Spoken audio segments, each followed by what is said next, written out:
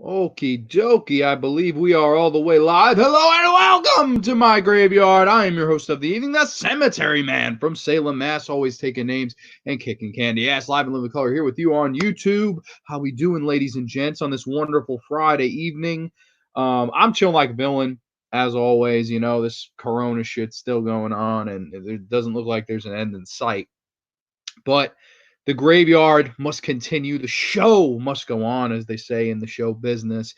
And I was thinking about show ideas. I had a couple ideas running around the brain. I actually messaged my good buddies Tristan and AJ, and they're going to come on the show next week, and we're going to talk all things John Carpenter. So that's going to be a really, really fun show. I'm stoked to have them on the show. That's going to be a lot of fun.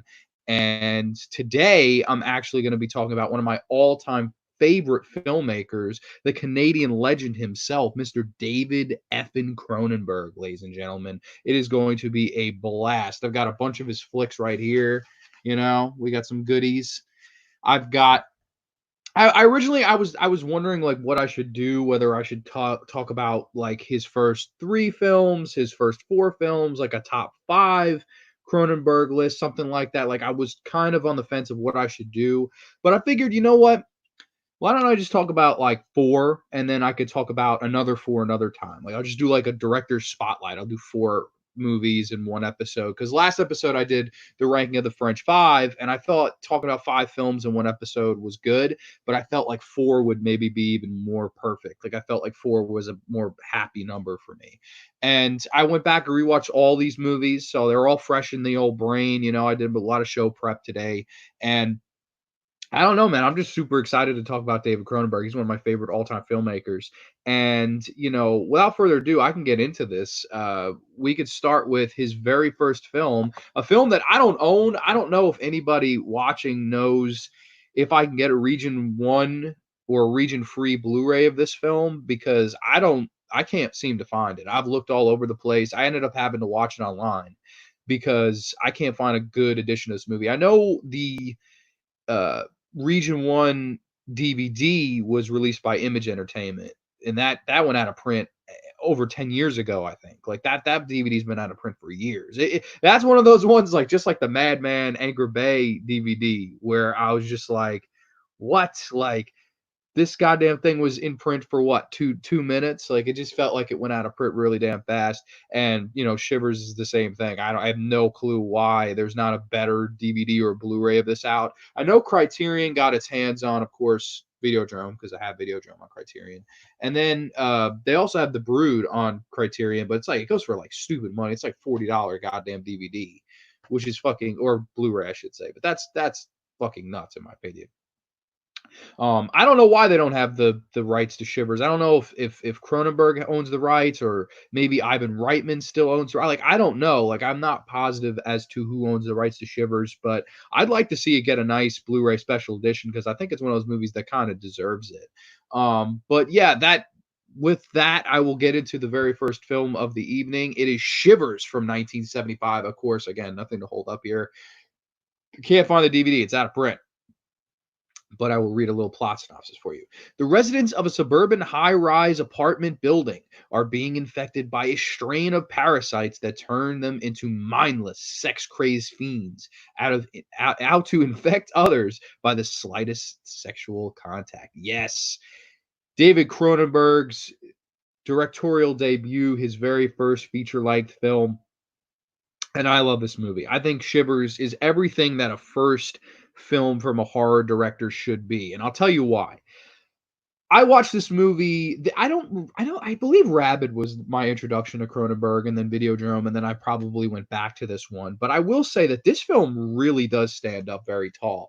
And it came out around the time where movies like this were kind of booming, but movies like Night of the Living Dead, movies where, somebody can get a disease or a parasite or something like that, get infected, and then you have an infection film.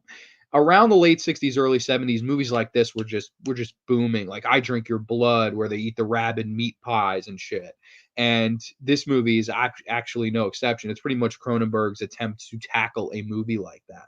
But what sets David Cronenberg apart, and I know that these themes have gone on to define his career, It's two things. It's the body horror, and it's the sexuality and sexual nature and sexual tones that he adds to his work. And I think that stuff is pretty much prevalent in all his films. I mean, it's fucking prevalent in this son of a bitch. It's prevalent in this son of a bitch. It's prevalent in all of them. Of course, Rabid. I mean, it's prevalent in all his films, that style, because I think it's just such a bleak style, and it's a style where, yes, you can horrify me, but at the same time, when you add that sexual nature, you almost conflict me as a viewer, because I'm watching it and I'm just going, man, should I be turned on by this or should I be disturbed by this? Maybe a little bit of both. And that fucks me up. Like, I don't like shit like that, man. When you conflict me, when I'm trying to enjoy some sexy shit, I'm trying to enjoy some sexy shit. When I'm trying to be scared, I'm trying to be scared. When you mesh the two together, you get this fucking perfect crescendo of creepiness and fear. And I don't know, man. I just think it's a really, really, really well done job at tackling that specific theme of the genre. And Shivers, man, Shivers is one of those movies that it truly does give you shivers. The movie opens where you have this like mad scientist, and he's pretty much just cutting this woman up. Like he's cutting her up on this table and shit, and you're just like, oh my god, like this is how you open up your film career, man. Like this is fucking crazy. And he's cutting this bitch up, and I'm just like watching. I'm just like, Jesus Christ. Like, it goes on for about 10 minutes, kills her, and then hangs himself. And like we as a viewer, you're like, what the fuck is going on? Like we're a good 2 minutes into this damn, 10 minutes into this damn movie, and we don't know what's going on. There's no reason, there's no explanation, there's no this, that, or the other. It's just batshit crazy, and I don't know what's going on. But it's damn scary. And I think this movie does a lot of things right on the creep department. Like, for example, Lynn Lowry plays one of the head nurses, and I've never thought the most of Lynn Lowry. Like, I've never thought she's a great actress. However, I just think that Cronenberg was genius to cast her in this type of role, because he's one of those guys. He'll cast you and work with your strengths and hide your weaknesses. Like, okay, Lynn Lowry's not a great actress. What are we gonna do? We're gonna have her look creepily, with those gorgeous greenish blue, like I kind of call them like aqua-ish eyes. She's gorgeous, gorgeous eyes. And he doesn't have her do too much in the acting department, which will piss some people off. But I think he used her to her perfect strengths. And this movie, man, I think it's body horror done to perfection. There's these little parasite things, and they literally look like pieces of shit with like, that could move around and walk and infect you and shit. And they're fucking terrifying, man. Like, it'll make you throw. I gag at it. Like, it's fucking gross to watch. And there's a couple of really, really good sequences in this film, and the main one is on the poster of Shivers, which is the scene with Barbara Steele in the bathtub. Barbara Steele was a really, really good looking woman back then. She gets in this bathtub, and she's loofah in, and she's chill, like, and I'm just like, oh shit, here we go. This is awesome. Next thing you know, this fucking little parasite, you see it kind of weed up the side and go into the tub. And I'm just like, oh shit, like this is not gonna end well. And the way this sequence is done is horror at its finest, man. Barbara Steele starts freaking the fuck out because that thing's crawling up where. And it is uncomfortable as hell to watch. Like, I don't know, like that. If you watch that scene, you can't help but cringe and go, oh my gosh, like it is a really, really well done, effective scene, that bathtub scene. And I think Barbara Steele does a great job acting in that scene, because that's not easy to do. It's not easy to act that terrified of a little thing like that. But man, hits the nail on the head. It is terrifying. And there's a scene where her and Lynn Lowry are on the couch kind of talking to each other. And, Lynn Lowry's trying to persuade, trying to, sexually invite her and shit. And like, it's just uncomfortable. The whole movie has this unsettling, uncomfortable feel to it. And I don't know, man. I think Cronenberg hit this movie out of the park. I think this is a perfect, like, directorial debut feature film. It has the scares, it has the sexuality, it has really good effects, it has really good gore. And one thing with Cronenberg, I will say, and people may disagree with this.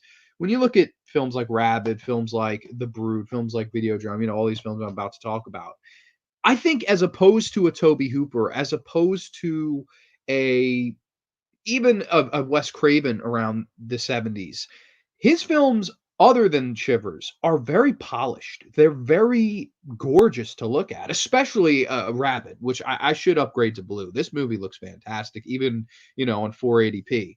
I think his films are very polished at a time where films were very much more gritty and grimy. Like you're talking about the era of the Texas Chainsaw Massacre. You're talking about the era of I Drink Your Blood. You're talking about the era of Last House on the Left and The Hills Have Eyes and all these movies that are gritty, grimy, and feel like the 70s. Whereas maybe I would say Shivers is definitely probably in that category with those films. It is his least polished film, but I think that's honestly just because of the budget. It doesn't have a big budget behind it. I know Ivan Reitman, I think it was made for about $150,000. Ivan Reitman put up the money, and originally Cronenberg said he was going to sell the script, and Cronenberg changed his mind and said, no, I'm not selling you the script unless you let me direct the film itself. And Ivan Reitman just kind of was like, all right, fuck it. Like, why not? So he let Cronenberg do his thing, and the movie caught on, sold like hotcakes. The movie made quite a bit of money in Canada. I believe also the government helped fund this movie, which I thought was fucking wild. Like, because if you watch this movie, there's nothing in it that you would suggest be like, oh, the government would put money behind this. Like, it's fucking odd. It's kind of peculiar, but I don't know. Like, I think this movie is a perfect feature length, like a perfect like directorial debut feature length film.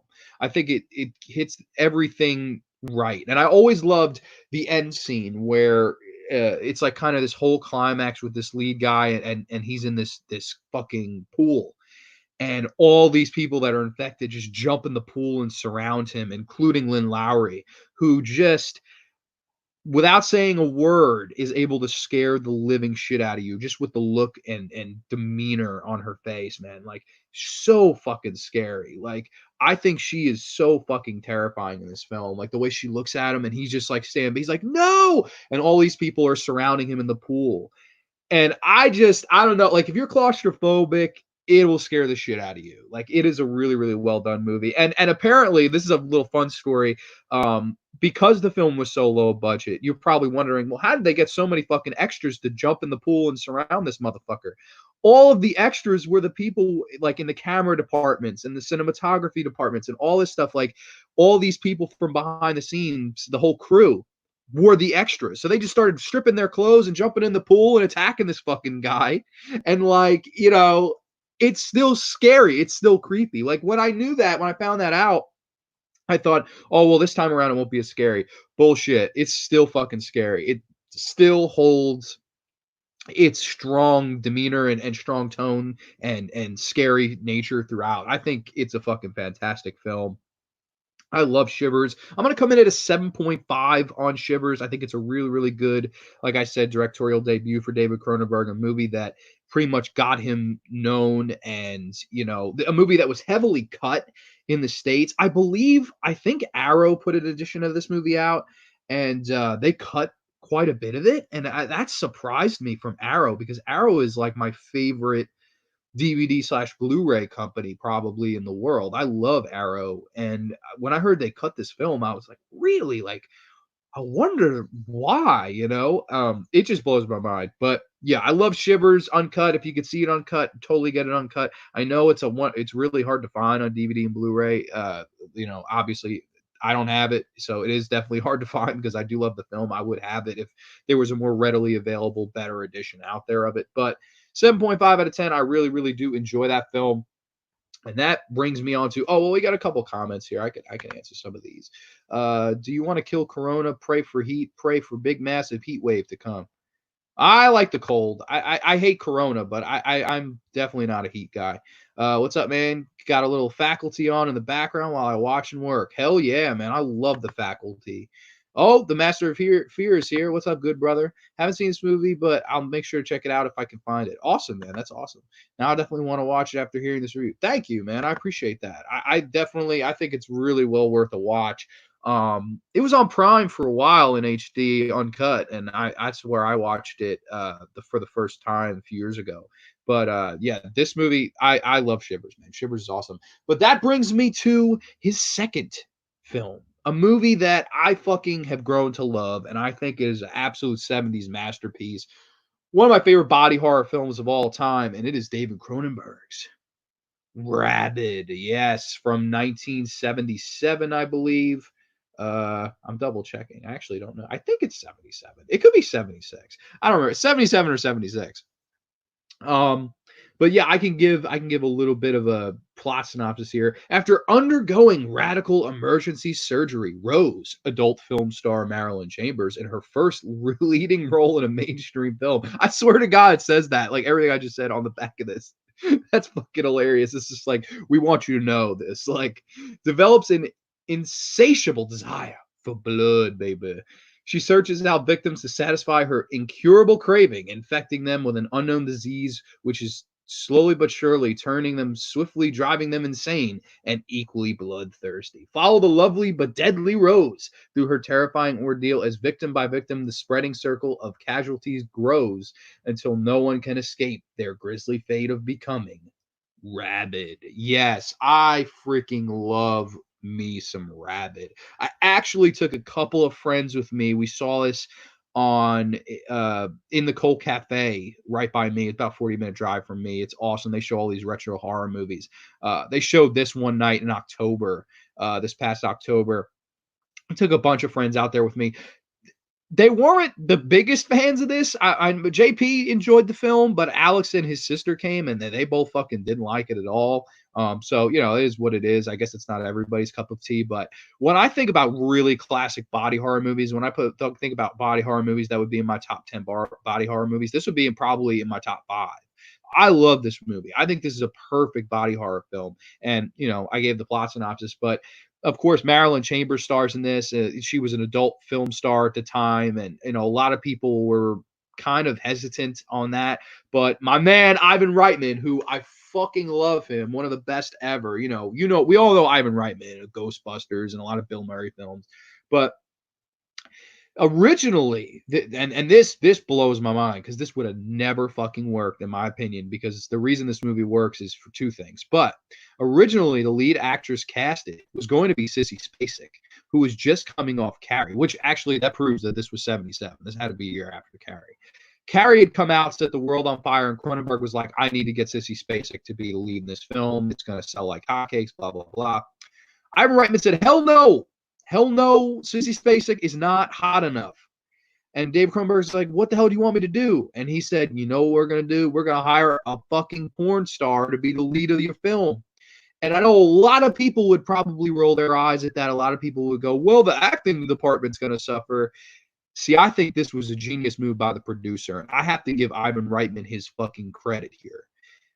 I think that's genius. And that's something that Lucky McKee would go on to do in a movie like in a short film like Sick Girl, where he casted Misty Monday, aka Erin Brown, and you know, she's side by side with Angela Bettis and slowly being infected by this bug parasite. Like more times than not, porn stars, if you throw them in your horror films, will turn out a good performance because this is a bigger job for them. They're going to take this more seriously as opposed to their previous work. And, you know, no exception with other films like Last House on the Left. Fred Lincoln was a fucking long life porn writer, director, actor, all this stuff. Gives a fucking great performance in that film. And Marilyn Chambers in this movie, I think she's the best thing in the movie. And like that's saying a lot considering it's a David Cronenberg film, because this movie has it all. This movie does have a very polished look. It's gorgeous to fucking look at. There are scenes though where Marilyn Chambers, you just feel heartbroken for her character because she's not the I'm a fucking slut. She's not the, you know, typical whore character. She's really this girl that got into an accident and she can't control her rabid tendencies. So therefore she becomes very sympathetic. And she's also so fucking gorgeous to look at that we can't look away. And I think that's a really important thing with this film. And it's her screen presence. And I think that's something that gets very undermentioned with a lot of films where, you know, in my opinion, if Sissy Spacek's in this, would her acting be better? Probably. But I don't know if the film would be as watchable because Marilyn Chambers just has that screen presence. I think that's a very big part of film that people just kind of forget about nowadays. Who would you rather watch for 90 minutes, Cameron Diaz or Sissy Spacek? I think most fucking straight males are going to answer Cameron Diaz. And not to say that Cameron Diaz is a better actress than Sissy Spacek, but we all know that one is a lot better looking than the other. And like, I know that will hurt people's feelings, but it's the fucking truth. And Marilyn Chambers plays, obviously, is like the Cameron Diaz of this time. She was gorgeous, had gorgeous, big eyes, fucking perfect blonde hair, perfect body. She's in these sexy fucking boots the entire movie. Can't look away. I think she's just absolutely gorgeous. And JP, my buddy JP, he mentioned that. He said, I'm not a big horror fan, but that girl was so gorgeous, I couldn't look away from the film, and I enjoyed the film. So, her screen presence got him to keep watching and enjoy the movie. So, take that for what it's worth. I think that's actually a very important thing in film, personally. But basically, the idea of this is once she gets to the car accident, she gets this kind of transplant underneath her armpit.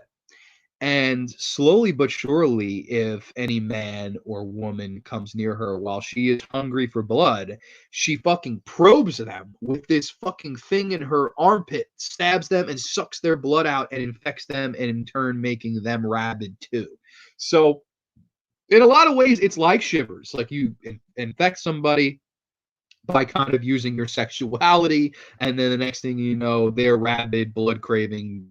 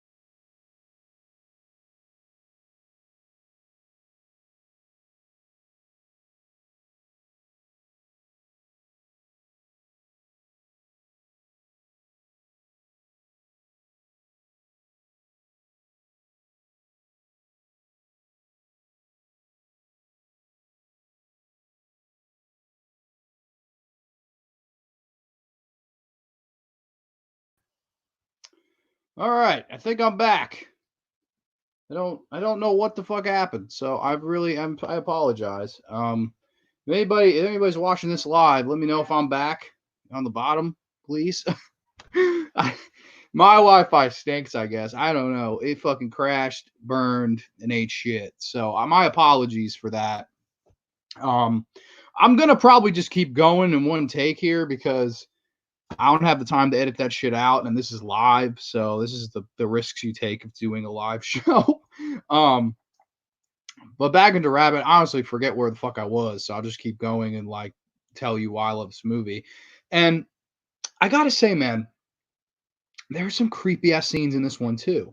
Like, there's an awesome scene where Marilyn Chambers is walking down the street at night there, and she tries to feed off the cow blood, saying to herself, like, you don't have to go after humans, you can have animal blood, blah blah blah. Next thing you know, she doesn't like the taste of animal blood. And Miss Chambers realizes, holy shit, you know what? I am fucked. I have to feed off humans. And man, it is just so damn well done. I absolutely love her performance in this, and the regret on her face throughout the entire thing. She doesn't want to be doing what she's doing, but she really truly can't help it. And that helps us sympathize, and that helps us make us feel bad, and that really makes what she's doing even more horrific. It'd be one thing if she ran around, winking at the camera. Sometimes that works. But in this movie, I don't think that would have worked. I think the serious tone and the look on Marilyn Chambers' face during all this tragedy and stuff, it's just top notch stuff. I really, really, truly enjoy it. And I don't know, man. I think this is an awesome flick. When I think great body horror, I think of this movie. I think of Marilyn Chambers' performance. I think of Cronenberg directing this movie and making it just look incredible. This is like one of my favorite looking David Cronenberg films. So I could only imagine how good the Blu-ray looks, because the DVD looks fantastic. And there's so many good fun scenes in this, and I think the acting is great. I think the lead male actor, maybe he could have been a little bit better, but I think everybody else around him does a really, really good job. I think the whole pandemic, the outbreak, all that stuff is pretty fun handled. Like, there's a scene where this one guy is in a car, and all these rabid people kind of attack him, and they do I don't know if you've ever seen the jaws of life, I think they call them, like where you stab that into a car. They stab that into a cigar, goes right through this guy's fucking leg, and he's just like screaming for help and shit.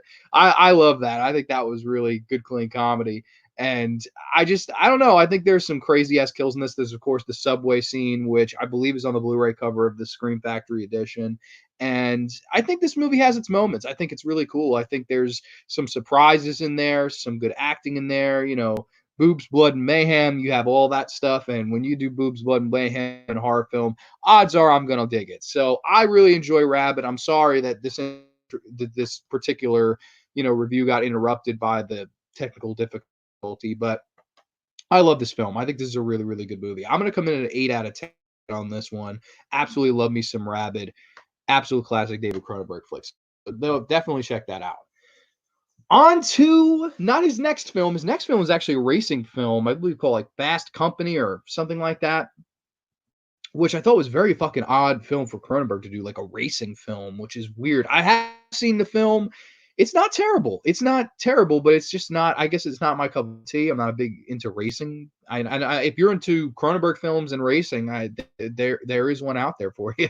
NASCAR and Cronenberg, nothing goes together better, right? Fucking strange. But yeah, that was his next film. But his film after that, his next horror film, is arguably my favorite Cronenberg film. It's definitely in my top three, definitely in my top. It could be number one. It goes back and forth between this and the movie I will talk about last on the show today. But 1979, 41 years. Wow, 41 years. This movie, that's fucking crazy. David Cronenberg released The Brood from 1979. I freaking adore this movie. This is what horror is all about to me. This is a really, really, really scary fucking film. And I can give the plot synopsis here. Behind the walls of his secluded Soma-Free Institute, Dr. Hal Raglan, played by the legendary Oliver Reed, experiments with psychoplasmics, a controversial therapy designed to help release pent up emotions in his patients. He keeps his star patient Nola, played by Samantha Egger, in isolation, but as she vents her fury during their sessions, brutal murders befall the people. She's angry with the outside institute. What is the connection between Raglan's methods and these monstrous killings? The answer will unleash a whole new breed of terror. Yes, a breed of terror we like to call the Brood. I love this movie. Ever since the first time I saw this movie, it scared the shit out of me. And every time, since I've watched it, it's still fucking scared me. It basically tells the story of course, like I just said, Oliver Reed, and he has Samantha Egger in this institute, and then we follow what's his name, Art Hindle. Sorry, we follow Art Hindle's character, who is her husband, and he's just kind of dealing with the struggles of raising their daughter alone, and while the wife is away in this institution. And right off the bat, we get the idea that Oliver Reed is kind of like a mad scientist, and maybe he is up to no good. And I will say, first and foremost, this movie throws you a lots of curveballs that you do not see coming. And that's why I adore this film. I think this film is awesome. It's very unpredictable. But we follow Art Hindle, and he's just kind of struggling through life and stuff like that. Like, he has this kind of slow, but we don't know where it's going, relationship with the daughter's teacher. He's having a hard time, without his wife around, and he's starting to wonder what just the hell is going on with Oliver Reed and Samantha Egger. When I first saw the movie, I thought for sure, oh, they're having an affair and something crazy with this mad scientist, knowing it's Cronenberg. Like, I thought all these things, but boy, was I wrong. Basically, all of these people start getting killed off by these small, like childlike people. And we don't really ever really get the greatest look at their faces, but we can see from side angles and various kind of quick edit shots that they're a little bit deformed. They look a little bit like demented Whoville children, if you will. Like, if you know, like the Grinch, or all those things, like they do look like Whoville people. So they're kind of fucking creepy, and they're picking off people one by one, and it is so fucking scary. At one point, they kill Samantha Egger's mom, and she's just, minding the kid, and she goes to the kitchen to get a drink, and they fucking murder the shit out of her. And it is a violent ass death scene. And, all the death scenes in this are just super fucking scary and dark and really well effective. I think that the death scenes in this are really, really well done, because they're not uberly gory. They're just all uberly suspenseful and atmospheric, and that really kind of draws you in. So the kills and the execution, it works that much better. And I don't know, I've always enjoyed this movie. I think it's really awesome. There's a scene that always stood out to me where the teacher of Art Hindle's daughter, she's getting the class together. The kids are maybe 6, 7 years old. She's getting them together in the classroom, and a couple of these fucking creatures come into the room dressed like children. They have children's coats on. They have, children demeanor, and they take these kind of toy mallets, like these regular, like a building blocks mallet. I don't know if you've ever seen those, but they grab these little toy mallets, and they fucking jump the teacher and bash her brains in with these toy mallets. And when you see that, like, you will fucking be horrified. And what's genius about Cronenberg, most people would think, oh, they're going to just gratuitously show these kids bashing in this lady's skull. But what Cronenberg does is he shows the beginning of it, and then he films the reactions of the children around seeing this happen before their very eyes. That's genius. That's horror at its finest, because these kids are all fucking terrified. And these kids are all like, "Oh my god, this teacher," and they don't help, because they're kids, they're terrified, they're in shock. And I don't know, ever since I saw that scene, I was like, that's how you do a well done, effective death scene in a horror film. It wasn't about everything that you showed. They showed just enough to suggest what went on, and then it was the horrified look of the children around that really kind of drove the point home.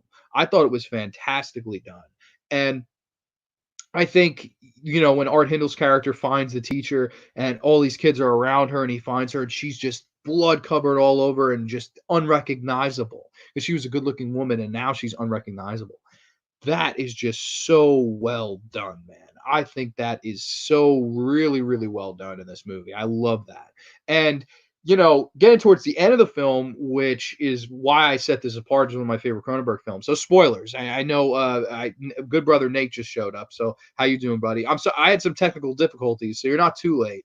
I went out of commission for a few minutes. I don't know from where to where, but I don't know how to cut that out. So I guess I just have to. Maybe I will be able to cut it out. I don't know. I will give it a whirl though, in post production. But as for now, we're still live. So little spoilers here, Nate. So if you don't want to hear this, you can turn this off. I still love you. Don't worry. And awesome. By the way, everyone, you can check out Nate's Final Destination reviews. He just did the entire franchise. Awesome, awesome reviews, man. I enjoyed every single one of them, especially the review of The Final Destination. The opening of that was so fucking funny where Nate Sell with he's just like, oh God, like so funny, man. Nate does great rants. I love Nate's videos. So check out the Horror Boys channel. And the thing that always got me about this movie, though, is the ending where Art Hindle finally confronts his wife, Samantha Egger, and she's in this institution. But before that, he runs into Oliver Reed and he's about to fucking fight Oliver. He's like, I'll beat the fuck out of you. And Oliver Reed kind of looks at him and he's like, listen, like, I'm not the heel you think I am. I remember the first time I watched this movie, I'm like, oh, bullshit, shoot his ass, But Oliver Reed is not a heel in this. Oliver Reed is actually a babyface, and which that blew my mind because Oliver Reed is a heel in most films. I'm watching this. I'm like, wait a minute, what? Oliver Reed is not evil? What is going on? He tells him that, listen, all these murders that have been going on, they are kind of Samantha Egger's children. And he's like, have you been fucking my wife? He's like, no, I haven't been fucking your wife. They're asexual creations. And I'm just sitting, I'm like, what? They're asexual creations that she can physicalize children out of her own issues in life. And I got the quote right here. I made sure I pulled this quote up. They're her children, more exactly, the children of her rage. These children are all her pent up emotions and anger towards her husband being physically let out onto the real world and picking off people that he loves and cares about. That is so fucking awesome. That is so creative because I've never seen anything like that before in a horror film. It's so fucked up.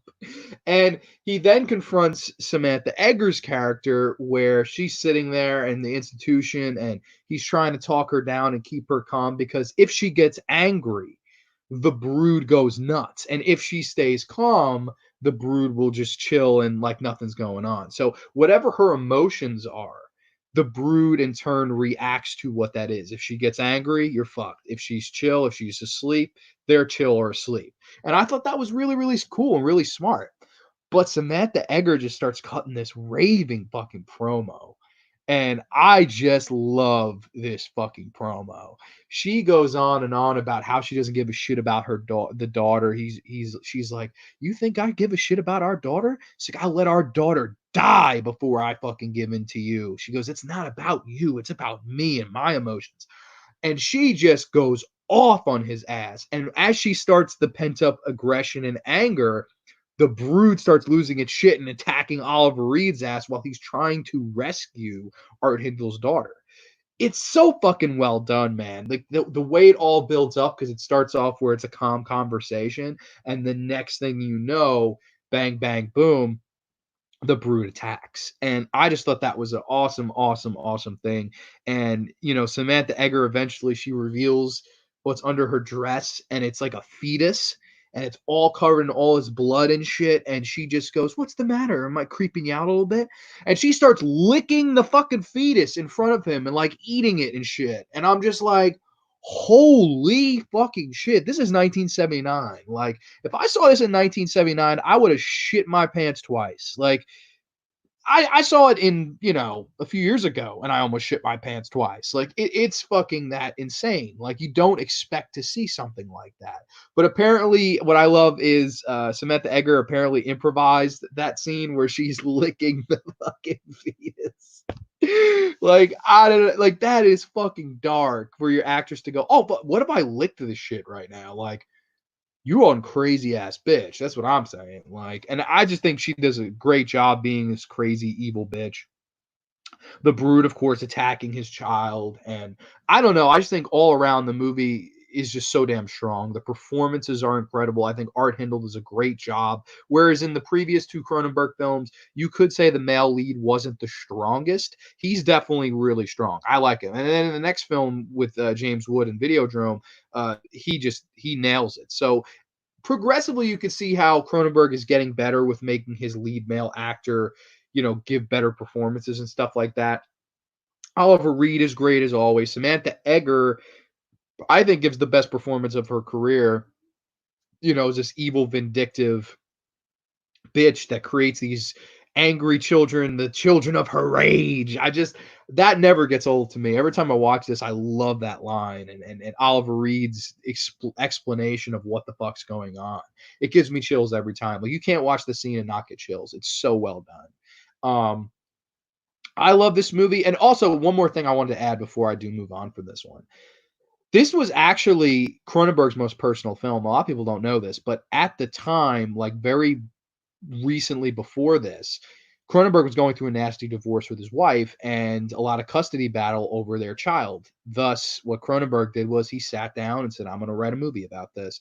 And that is why The Brood will always remain his most personal film. It's because it's really what happened in his life. It's something that he truly paints Samantha Eggar out to be who his ex-wife was. It's the horror version of what a nasty ass divorce with a child in between looks like. And I think that's brilliant, man, because when you can combine your real life problems and issues and then bam, turn them out on the screen, it's gonna work. Because it's so personal. You can't really screw that up because you've lived it. It's horror that you have truly lived. And I think that's just incredible. I love this movie. I think that David Cronenberg just nailed it. I think it's scary. I think the effects are fantastic. It's not a big effects heavy film, but it's one that relies, I think, the most on atmosphere. And I think it relies the most on the lead performances by all those involved. And I don't know, man. I think Oliver Reed, as always, just steals this movie. I think Art Hindle does a great job. And of course, Samantha Eggar, one crazy ass bitch, man. I will let my child die before I give her to you. Oh man, just epic.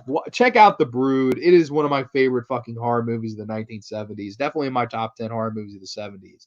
Really, really underrated flick. Probably my favorite of the year 1979. And I would put it above films like Alien, which would probably blow people's mind. But yeah, this is probably my favorite horror film of that year. I love this movie.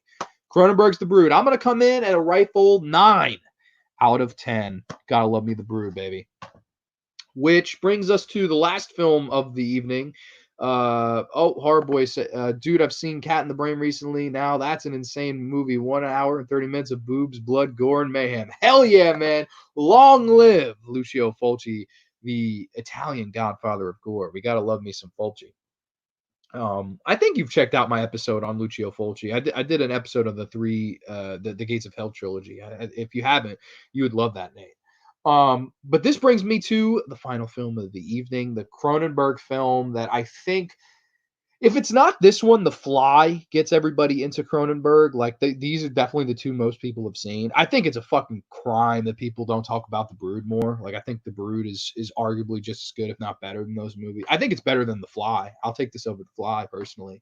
But when you're thinking David Cronenberg, when you're thinking masterpiece horror film, the one that comes to mind for most people, and I can't disagree, I think this is a fucking perfect film.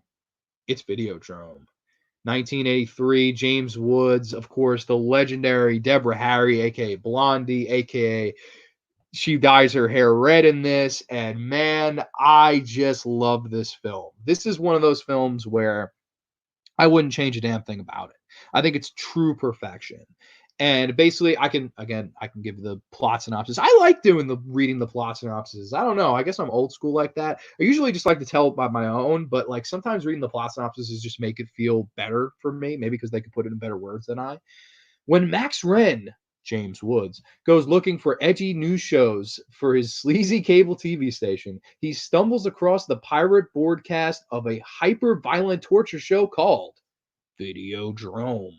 His attempts to unearth the program's origins send him on a hallucinatory journey into a shadow world of right wing conspiracies, sadomasochistic sex games, and bodily transformation. Starring James Woods and the sexy Deborah Harry. I added the sexy part. Sorry, she's sexy. Videodrome is one of the most original, provocative works from writer director David Cronenberg. The features groundbreaking makeup effects by Academy Award winner Mr. Rick Baker. Yes, Videodrome. One of my favorite horror movies of all time.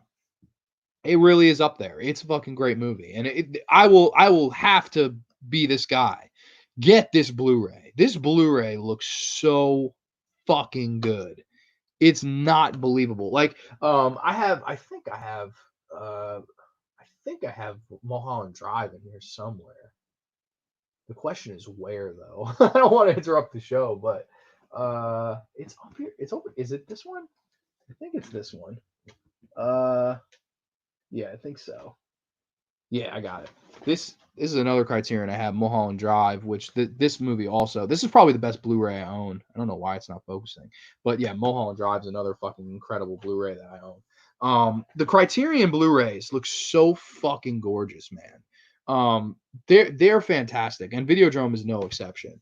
Oh yeah, Deborah Harry is very hot. I agree too. My Missy Tugboat's film Scanners. I thought it was an awesome. Oh, dude, believe it or not, I skipped Scanners. I'm gonna do Scanners. Like I figured, I'll do Scanners, The Dead Zone, The Fly, and Dead Ringers on a future episode. If you've seen those films, you can come on, Nate. I would love to talk about those movies with you. I figured I'd do 4 and 4 because he's really done like 8 major horror films that are like specifically horror.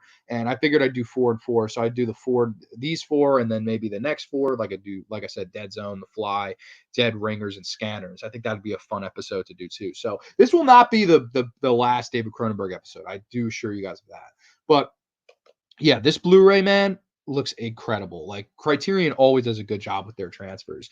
And it is a little bit light on the features, I will say. Like there's a commentary between James Woods and Deborah Harry. I really liked that commentary. And then there's one with Cronenberg. I didn't listen to the Cronenberg one yet, but I really did like the James Woods Deborah Harry one. I was like, "Oh man, they got them both to do this. Like that's really cool." And I enjoyed them together. I thought they were really fun commentary to listen to. And there's also a really cool roundtable special feature on this with John Landis, John Carpenter, and David Cronenberg all talking all things horror with Mick Garris, who, you know, obviously created the Masters of Horror TV show and worked with Landis and Carpenter again. So I think that's pretty cool. I always, you know, it would have been cool if Cronenberg came back for that show. That would have been fucking awesome. The little David Cronenberg Masters of Horror episode. Jesus Christ, I couldn't imagine what he'd do.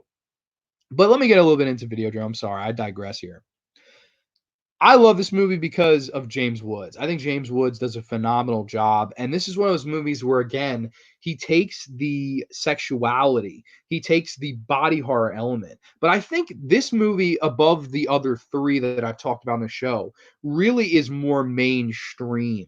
And I think that's why this movie gets the more attention than the movies like The Brood and Rabid. Those are more for like a trolly horror fan. Whereas this is, I think anybody can get into this movie. I think even a non-horror fan can get into this movie. And there's some crazy ass shit in this where, you know, they're watching the Videodrome show and James Woods like, "Oh, you know, I don't know if you want to watch that.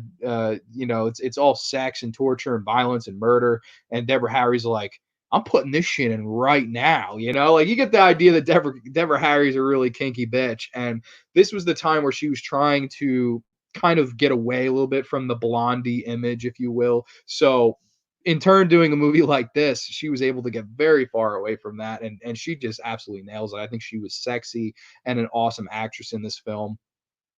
They're doing like all these kind of, you know, they're having sex together and stuff like that. And you could see that she wants to be on the show. Like she's like, "Oh man, this is so cool. Like I love this." And there's points where she's burning cigarettes on her chest and, you know, she's just into torture. She's into fucking torture and sex at the same time. She's into some fucking crazy shit. And she tells James Woods one day, I'm going to go try out for the show. And she does, and she doesn't come back. And then James Woods slowly but surely starts to try to unravel the mystery of Videodrome and what is going on. And I think it's a really, really cool movie. I think the journey is fun. I think the acting is fun. I think it looks really, really good. I think the special makeup effects by Rick Baker is just some of the best stuff in the world. At this time, he was untouchable. Guys like Rob Bottin, Rick Baker, Kevin Yeager. At this time, those guys were really the creme de la creme. And I think he just does a great job in this movie. And what I think Cronenberg does great as a director, as a viewer, he really challenges us to realize what is truly reality versus what is truly a hallucination. Because there's a lot of points in this movie where I'm like, okay, I see this going this way, I see this going this way, bam, oh shit, it was a hallucination. We've led you down a completely wrong path, and now we're on this path. And what do you think is going to happen from here? And that's why I think this movie is good. It keeps you guessing, it keeps you engaged, keeps you interested, and it has a very short runtime. Believe, let's see, I believe it's an 83-minute runtime. I want to make sure. 89-minute runtime. I'm sorry. But still, it's barely an hour and a half. So, and that's 89 minutes with credits. So it's definitely shorter than 89 minutes. It's fun. It has its moments of fun where James Woods goes into this thing and shoots one of the creators of Videodrome like in front of a crowd of people, and this guy just like kind of his face caves in and he just fucking starts convulsing and blows up. Like so fucking Cronenberg. Awesome stuff. All that gore and shit. And there's these really cool scenes where James Woods, he has this gun in his hand and it kind of meshes to his hand. And it's just this awesome effect. I don't have a picture of it to show or anything, but it looks so fucking real. It looks like the gun has literally become a part of his hand. It's awesome. There's this part where he has a slit in his stomach, and it's literally like a Betamax tape player. I don't know if people remember Betamax, but it looks like a slit for a Betamax. It looks like a vagina. Like, it's honestly what it looks like. And this guy has this tape, and it's moving and shit. And he puts it in James Woods, and he's just screaming for help and shit. It wakes up, and oh my god, was it a hallucination? Just awesome shit like that, man. It's so fucking trippy, man. And that's why I love this movie. And like, I don't know, I think the trippy parts, the sexuality, this is where Cronenberg was able to put it all together when he had mainstream money. And I think he knocked it out of the park. I really do. Like, this is a movie where I can watch Shivers and go, I could see how this is the guy that went on to make Videodrome, because Shivers is a movie with no money that he uses the sexuality body horror concept. And then, as you keep going, he gets a little bit more money until he makes this film, which I think, in all honesty, is his masterpiece. I think this is a masterpiece from David Cronenberg. And I would say this is probably my favorite film from him. It's this or The Brood. I think this and The Brood are his best movies personally. And like I said, James Woods' performance, the overall tone of the film, the performance from Deborah Harry, who I think just knocks it out of the park, the creepy fucking feels throughout this thing, and the unsure feeling of the viewer gets. That stuff's not easy to do, but it is so damn entertaining. And some of the sequences where they're on the Videodrome, where James Woods has to whip the television, and every time he does it, you just hear Deborah Harry groan. And then you see that it's actually this old woman that he talked to asking her about it, but he doesn't, unbeknownst to him, he's hallucinating that he's whipping old Deborah Harry's fat ass, but he's actually whipping this poor old woman that's defenseless, and she ends up getting killed, like, that's some dark shit, again, like what I said before, we think this is kinky, who wouldn't like to whip Deborah Harry's, hot ass? But then it turned around, it's like, oh no, it's this poor old woman and she's dying. And it's just like, you're like, fuck, man, Cronenberg, you're killing my boner here, man. Um, but you know what I mean? Like, it's just one of those things where that's, I think, truly horrific to me. I always thought that was really a horrific theme to tackle. Just same thing with like Argento's Jennifer. I love that movie because it's so fucking, you want to be into it sexually, but it's so disturbing that you almost are like disgusted in yourself. Same thing with a movie like Splice. I don't know. I always really enjoy horror movies where you throw the sexual theme in there and then throw a fucking curveball at me and go, well, you're a sick bastard. And I'm just like, damn, like you're right. It's a really fun film. I love this movie. I would give it a 10 out of 10.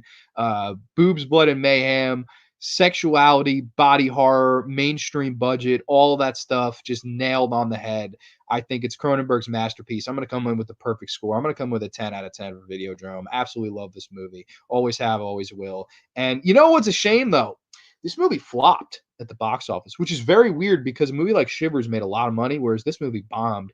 I believe the movie had a $6 million budget, which in 1983 is a pretty decent budget. I think it grossed a total of 1.2 million.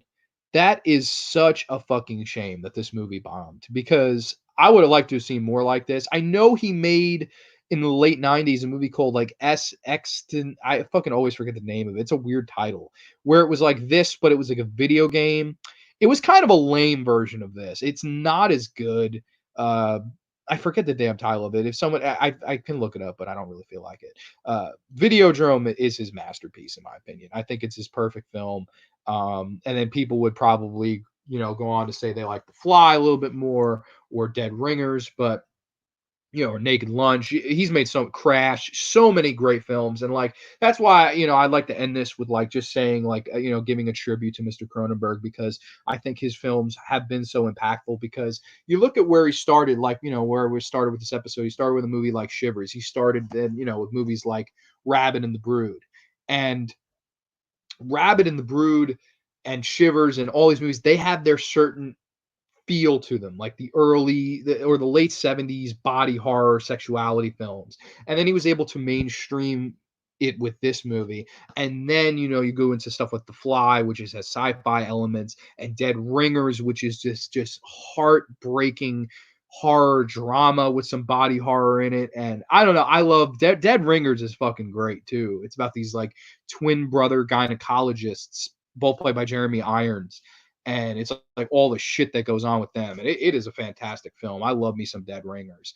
And I think, he moved on from the genre. I think, I hope this isn't true. I don't know this for sure, but I believe my friend Don said that he kind of disowned the horror genre a little bit. I'm not positive. I've never seen an interview of that. I could take Don's word for it, but I don't know. I've never seen the interview where he said he was not a big fan of the genre and like he kind of used these films.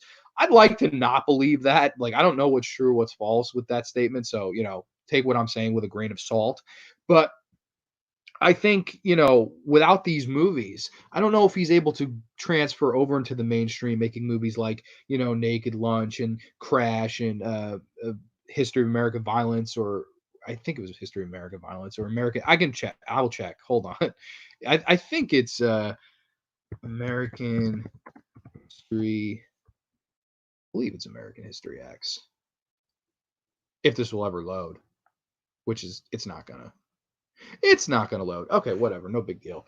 But yeah, he definitely moved on into the mainstream, and I think he did a hell of a job. And I will quote the legendary John Carpenter of what he said about Mr. Cronenberg, because this blew me away. He said, "If you look at Cronenberg's films, he's actually better than all of us." And like that's fucking incredible for John Carpenter to say, because John Carpenter is a master of horror as well. And to say that Cronenberg's a step above Craven, and he's a step above Romero, and a step above Carpenter and Landis and all these guys, Hooper, and all these fucking awesome horror filmmakers, Argento. I can't really deny it because Cronenberg is able to really move on from the genre better than any of those guys. Like you look at Romero, never really got to make, other than maybe Night Riders. Everything else he ever made was pretty much a horror film. And I guess his early There's Always Vanilla, I guess, which is a piece of shit. And Romero himself disowned it. But yeah, like Carpenter too. Like Carpenter, again, he made horror throughout most of his career. Hooper made horror throughout most of his career. Craven, other than the one fucking Meryl Streep movie, made horror throughout most of his career. But you look at Cronenberg, he was able to step above and try to make new things. And I think Naked Lunch is an awesome film. I think Crash is an awesome film. He was able to kind of remove himself from it. But I think these movies, don't get me wrong, though, I think he grew from movies like this. And I don't think he's made a movie better than this particular one, personally. I think he's an awesome filmmaker. I think he's one of the best ever. And I don't know. I just wanted to say give a tribute to the legendary Mr. David Cronenberg, one of my favorite all-time filmmakers. Just an awesome, awesome talent. And he also had gone to act in really good films like I think is this Nightbreed? Yeah. He also went on to act in this film, plays the killer in this film, does a great job in Nightbreed. I think Nightbreed's a fucking classic. So he's done it all. He's written, directed, acted. He also gets killed by Jason and Jason X. I always thought that was really funny that he'd show up for that. See, it's stuff like that makes me highly doubt that he's against the horror genre. Like I think he's a pretty big fan. If you want to go get killed by Jason, I kind of see your passion for the genre still. So I don't know. I just got to say though, love David Cronenberg's work, love all these films. I highly, highly recommend them all. These three I absolutely adore, and of course Shivers is awesome if you can find it. I've had a hard time finding it. I will do another Cronenberg episode down the road for sure. Like I said, I'll do Scanners, The Fly, Dead Ringers, and The Dead Zone. I think that'd be a fun episode to do those for. And next week on the show, like I said in the opening of this, I'm having my good buddies AJ and Tristan on. We're going to be talking our favorite John Carpenter films. That's going to be a lot of fun. And they're really good people. So I'm excited to have them on the show for the very first time. They are the shit. So we'll be talking all things John Carpenter next week. Thank you all for joining me about the David Cronenberg show this week. I had a blast. I'm sorry for the technical difficulty earlier in the show. I'll see what I can do if I can edit that out. If anyone knows, please let me know. Because I'm going to just give it a whirl. I don't know how to do it, but I will give my best whirl. And I'll go from there. So thank you all for joining.